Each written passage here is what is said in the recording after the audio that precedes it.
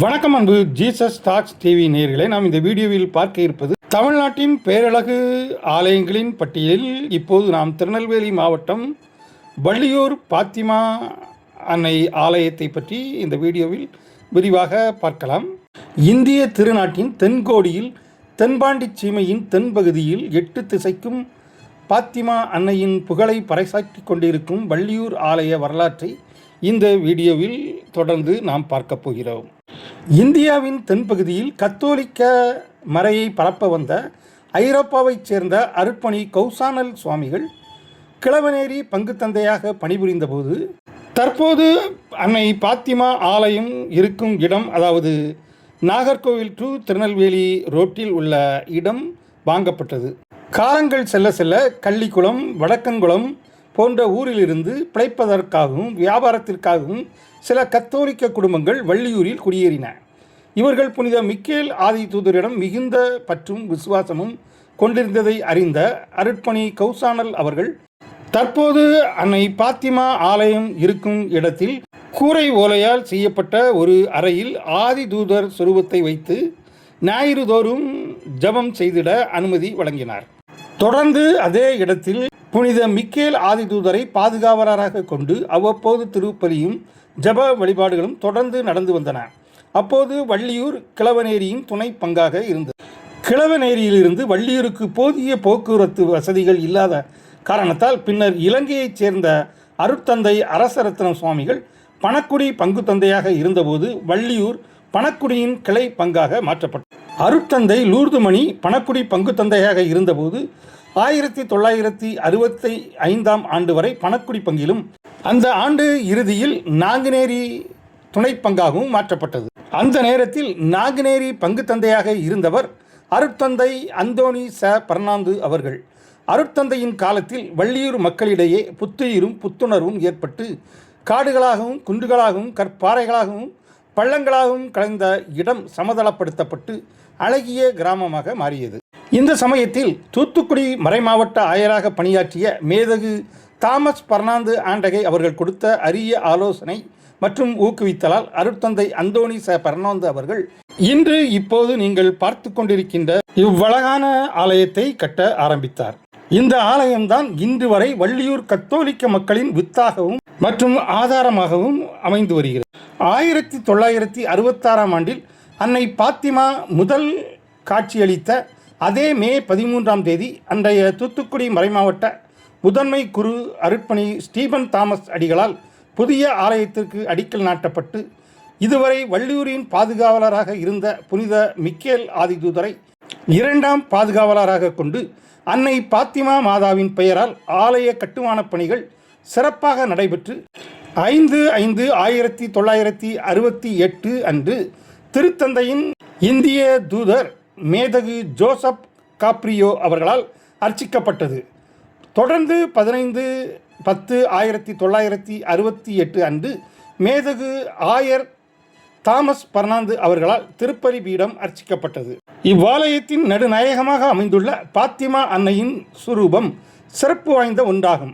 இச்சுரூபம் அன்னை பாத்திமா அவர்களை நேரில் பார்த்த அப்போது உயிரோடு இருந்த அருட்சகோதரி லூசியா அவர்கள்தான் காட்சியில் கண்ட அன்னையின் உருவத்தை வர்ணிக்க அதன்படி வடிவமைக்கப்பட்ட 3 சுரூபங்கள் பாத்திமா பகுதியில் பேராயர் மேதகு வெனான் பொரைரா அவர்களால் அர்ச்சிக்கப்பட்டு ஒரு சுரூபம் பாத்திமா பகுதியிலும் மற்றொன்று யாத்திரிகை கணிகை என்ற பெயரில் உலகம் முழுவதிலும் சுற்றி பாத்திமா மாதா பக்தியையும் ஜப மாலை பக்தியையும் பறைசாற்றி வந்தது.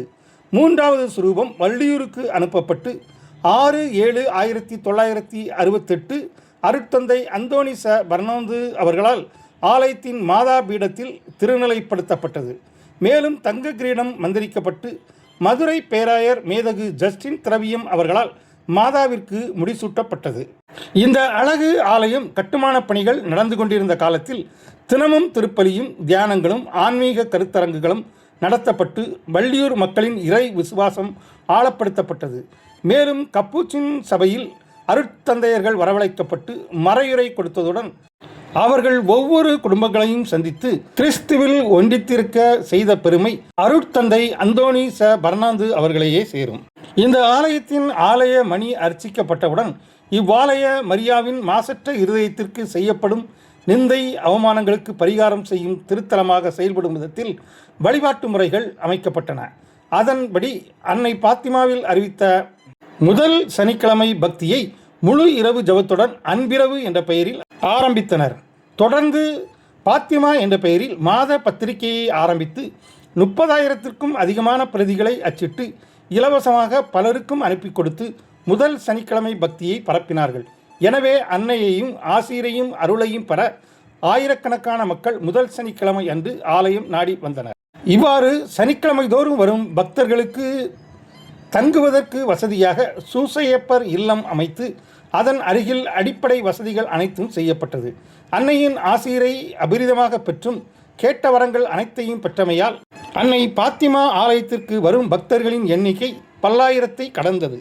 பாத்திமா பத்திரிகையை வெளியிட தனியாக அச்சகம் நிறுவப்பட்டது. 1969ஆம் ஆண்டு திருச்சிலுவை தொடக்கப்பள்ளியும் 1972ஆம் ஆண்டு பாத்திமா மகளிர் உயர்நிலைப் பள்ளியையும் அருட்பணி அந்தோணி பெர்னாந்து அவர்கள் துவங்கி பின்னர் திருச்சிலுவை பள்ளியை திரு இருதய அருட்சகோதரிகளிடமும் பாத்திமா மகளிர் உயர்நிலைப் பள்ளியை முதலில் அன்னாள் சபை அருட்சகோதரிகளிடமும் தொடர்ந்து காணிக்கை அன்னை சபை அருட்சகோதரியிடமிருந்து ஒப்படைத்து அருட்தந்தை அவர்களே தாளாளராக இருந்து வந்தார். 2001இல் பாத்திமா மகளிர் உயர்நிலைப் பள்ளி மேல்நிலைப் பள்ளியாக உயர்வு பெற்றது. வள்ளியூர் ஆலயம் தனி பங்காக உயர்த்தப்பட்டு அருட்தந்தை அந்தோணி பெர்னாந்து அவர்கள் முதல் பங்கு தந்தையாக அங்கே பொறுப்பேற்றார். வள்ளியூரின் கிளை பங்குகளாக ஏர்வாடி, திருக்கரங்குடி, களக்காடு, சிதம்பராபுரம், நம்பித்தலவன், பட்டயம், பெருமளஞ்சி, தலைவன்மனை ஆகியவை இருந்தன. அருட்தந்தை அந்தோணி பெர்னாந்து காலத்திலேயே பங்கு தந்தை இல்லம் கட்டினார். அருட்தந்தை பங்கிரால் பெர்னாந்து பணி காலத்தில் திருக்கரங்குடியிலும் பெருமளஞ்சியிலும் புனித அந்தோணியார் பெயரில் அருட்பணி அந்தோணி பெர்னாந்து அவர்கள் உதவியிடம் ஆலயங்கள் எழுப்பப்பட்டு அர்ச்சிக்கப்பட்டது. தனியார் நடுநிலைப் பள்ளி ஒன்றை அருட்தந்தை அந்தோணி பெர்னாந்து அவர்கள் விலைக்கு வாங்கி அதற்கு நிர்மலா ஆர்சி பள்ளி என பெயர் சூட்டி வள்ளியூர் பங்கு தந்தையிடம் ஒப்படைத்தார். அருட்தந்தை தியோபல்ஸ் பணிக்காலத்தில் கலையரங்கம் மேற்கூரை காங்கிரீட் போடப்பட்டதுடன் அருட்தந்தை அந்தோணி பெர்னாந்து அவர்களின் ஒத்துழைப்போடு ஜபமாலையின் 15 தேவ ரகசியங்களும் சுரூபமாக ஆலய வளாகத்தில் அமைத்து 1992ஆம் ஆண்டு அக்டோபர் மாதத்தில் மேதகு ஆயர் தாமஸ் பெர்னாந்து அவர்களால் அர்ச்சிக்கப்பட்டது. அருட்பணி மஸ்கர்னல் காலத்தில் அமளி இல்லம் கட்டப்பட்டது. 14/5/1994இல் இறைவனடி சேர்ந்த வள்ளியூரை வளர்த்தெடுத்த மாதாவின் விசுவாசியான அருட்பணி அந்தோணி பெர்னாந்து அவர்களது உடல் மே 17ஆம் தேதி ஆலய வளாகத்தில் மாதா பீடத்தின் வெளிப்புற முன்பகுதியில் அடக்கம் செய்யப்பட்டது. தொடர்ந்து மாதா பீடமும் புனித மிக்கேல் ஆதிதூதர் பீடமும் புதுப்பிக்கப்பட்டு ஆயரால் அர்ச்சிக்கப்பட்டது. கிளைப்பங்கான தலைவன் மனையில் பழைய ஆலயம் அகற்றப்பட்டு புதிய ஆலயம் கட்டப்பட்டது. அருட்தந்தை திரு பன்னீர்செல்வம் அவர்கள் பணி காலத்தில் கெபி கட்டப்பட்டு திரு இருதய சுரூபம் பாத்திமா மாதா சுரூபம் வைக்கப்பட்டு அது இவ்வழியே செல்லும் பயணிகளின் மாதா என்று இன்றும் அன்புடன் அழைக்கப்படுகின்றது. ஆலய மணிக்கோபுரம் அருட்பணி ஸ்டீபன் தாமஸ் அவர்களால் அடிக்கல் போடப்பட்டு கலைநயத்துடன் கட்டப்பட்டு 2000ஆம் ஆண்டு மேதகு ஆயர் பீட்டர் பெர்னாண்டோ அவர்களால் அர்ச்சிக்கப்பட்டது. ஆலய மணி என்ற ஒளிநாடா வெளியிடப்பட்டது. அவ்வாறு அருட்பணி பன்னீர்செல்வம் பணிக்காலத்தில் மக்களிடம் ஜபமாலை பக்தி அதிகமாக ஏற்படுத்தப்பட்டு பங்கு தளத்தை வளர்ச்சி வரச் செய்தார்கள். தொடர்ந்து பாத்திமா மாதா சமூக மையம் அமைக்கப்பட்டதுடன் 2007ஆம் ஆண்டு புதிய கொடிமரமும் வைக்கப்பட்டது. பாத்திமா அற்புத கபி ஒன்று கட்டப்பட்டது. மேலும் பங்கு தந்தையின் முயற்சியால் அன்பியங்கள் மற்றும் மாமன்ற பணிக்குழுக்கள் அமைக்கப்பட்டன. நார்பர்ட் தாமஸ் அடிகளாரை தொடர்ந்து அருட்தந்தை கமில்ஸ் அவர்கள் பொறுப்பேற்று திரு இருதய சொரூபம் அமைக்கப்பட்டது மற்றும் தேர் வைக்க அறை அதாவது தேரறை கட்டப்பட்டது. தொடர்ந்து அருட்தந்தை ஜபநாதன் அவர்கள் பணியாற்றினார். தொடர்ந்து தற்போது அருட்தந்தை மிக்கேல் லாரன்ஸ் அவர்கள் சிறப்பாக பணியாற்றி வருகிறார்கள். பங்கு தந்தையின் வழிகாட்டுதலில் பாத்திமா அன்னை காட்சியளித்த நூற்றாண்டு நினைவாக நூற்றாண்டு விழா கபி கட்டப்பட்டு தூத்துக்குடி மறைமாவட்ட ஆயர் மேத இவான் அம்புரோஸ் அவர்களால் அர்ச்சிக்கப்பட்டது. என நேயர்களே, இந்த ஆலயத்தின் வரலாற்றை கேட்டுக்கொண்டே ஆலயத்தையும் சுற்றி பார்த்திருப்பீர்கள் என்று நினைக்கின்றேன். இந்த ஆலயம் அவ்வளவு ஒரு அமைதியான ஆலயம். இப்போதும் அங்கே பள்ளிகள் இயங்கிக் கொண்டிருப்பதால் அங்கே வரும் ஆசிரியர்கள் மற்றும் பெற்றோர்கள், பிள்ளைகள் என அனைவருமே ஆலயத்தை வணங்கிவிட்டுத்தான் தங்களது கடமைகளை செய்வதற்காக சென்று கொண்டிருக்கின்றார்கள். இந்த ஆலயம் நாகர்கோவில் திருநெல்வேலி மெயின் ரோட்டில் வள்ளியூர் பழைய பேருந்து நிலையத்தின் அருகில் இருக்கின்றது. ஆலயத்தை கண்டுபிடிப்பது மிகவும் எளிதான காரியமாக இருக்கும். இந்த ஆலயத்திற்கு வரும்போது இருக்கும் கவலைகள் இங்கே வந்தால் உங்களை விட்டு கண்டிப்பாக சென்றுவிடும். கேட்ட வரம் கொடுக்கும் இந்த அன்னை பாத்திமா ஆலயம் ஒரு அன்பு ஆலயமாகும். நாகர்கோவிலிலிருந்து 5 நிமிடத்திற்கு ஒரு முறை பேருந்து வசதி இருக்கிறது. அதேபோல் திருநெல்வேலியிலிருந்தும் 5 நிமிடத்திற்கு ஒரு முறை பேருந்து வசதி இருக்கிறது. சாத்தான்குளத்திலிருந்தும் அரை மணி நேரத்திற்கு ஒரு முறை பேருந்து வசதி இருக்கின்றது. ஆகவே நீங்கள் தமிழ்நாட்டில் எந்த இடத்தில் இருந்தாலும் நாகர்கோவில் அல்லது திருநெல்வேலி வழியாக வந்தால் இந்த ஆலயத்திற்கு எளிதாக வந்தடைய முடியும். கத்தோலிக்க சபை மக்கள் வாழ்வில் ஒரு முறையேனும் இந்த ஆலயத்திற்கு கண்டிப்பாக வாருங்கள். ஒவ்வொரு மாதத்தின் முதல் சனிக்கிழமை காலை 5:30 மணி மற்றும் காலை 11 மணிக்கு திருப்பலிகள் சிறப்பாக நடைபெறுகின்றது. இந்த திருப்பலியில் கலந்து கொண்டு அன்னையின் ஆசியை பெற்று செல்லும்படி உங்களை அன்புடன் கேட்டுக்கொள்கின்றோம். இந்த திருச்சபையில் 525 குடும்பங்களும் 18 அன்பியங்களும் இருக்கின்றன. பங்கு தந்தையாக அருட்பணி மிக்கேல் லாரன்ஸ் அவர்களும், இணை பங்கு தந்தையாக அருட்பணி ஜகாய சச்சின் அவர்களும் இருந்து கொண்டிருக்கின்றார். இந்த ஆலயம் திருநெல்வேலி மாவட்டத்தில் அமைந்துள்ள தூத்துக்குடி மறை மாவட்டத்திற்கும் வடக்கன்குளம் மறைவட்டத்திற்கும் சொந்தமானது. இந்த பங்கு ஒரு திருத்தலமாக அறிவிக்கப்பட்ட ஒரு பங்கு. கிளைப்பங்காக புனித அந்தோணியார் ஆலயம், தளபதி சமுத்திரம் அதாவது பெருமளஞ்சியின் ஆலயம் இந்த ஆலயத்தின் கிளை பங்காக இருந்து கொண்டிருக்கின்றது. ஞாயிறு காலை திருப்பலி 5:30 மணிக்கு முதல் திருப்பலியும், 7:30 மணிக்கு இரண்டாவது திருப்பலியும், மாலை 6 மணிக்கு நற்கருணை ஆசீர் ஜெபமும் நடைபெற்று வருகிறது. வார நாட்களில் திருப்பலி காலை 5:30 மணிக்கும் மாலை 6:30 மணிக்கும் தினசரி நடைபெற்று வருகிறது. மாதத்தின் முக்கிய நாளான முதல் சனிக்கிழமை மாலை 5:30 மணிக்கு ஜெபமாலை, நவநாள் ஜெபங்கள், தொடர்ந்து நற்கருணை ஆசீர், சிலுவை பாதை, திருப்பலி ஆகிய வழிபாடுகள் நடைபெறும். திருப்பலி முடிந்தவுடன் யோர்தான் ஆற்று தீர்த்தம் எருசலேம் நகர பரிமள தைலம் மந்திரித்து வழங்கப்படும். மாலை 5:30 மணியிலிருந்து குருக்கள் இறை மக்களுக்கு ஒப்புரவு அருட்சாதனம் வழங்குவார்கள்.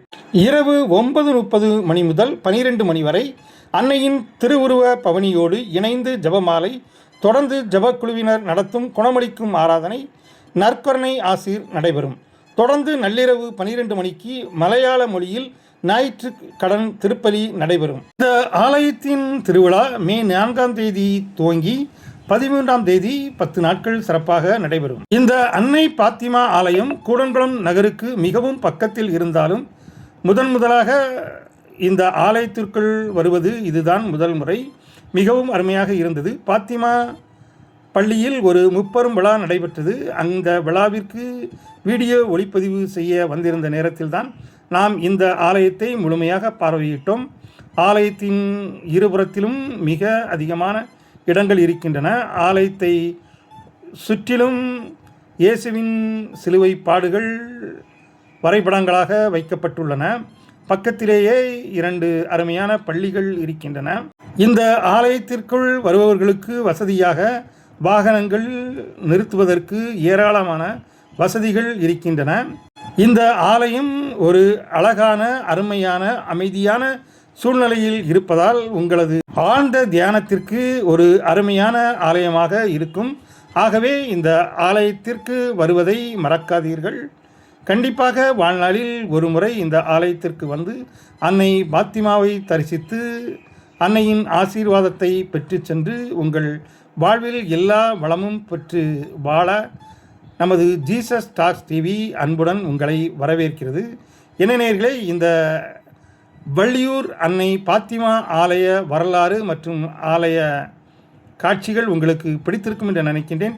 பிடித்திருந்தால் நமது ஜீசஸ் டாக்ஸ் டிவி சேனலுக்கும் சப்ஸ்கிரைப் செய்யுங்கள். மீண்டும் ஒரு அருமையான, அழகான, அற்புதமான ஆலயத்தை அடுத்த வீடியோவில் பார்க்கலாம். அதுவரை உங்களிடந்து அன்பு கூறி விடைபெறுவது உங்கள் அன்பு ராஜேஷ். Jesus talks TV.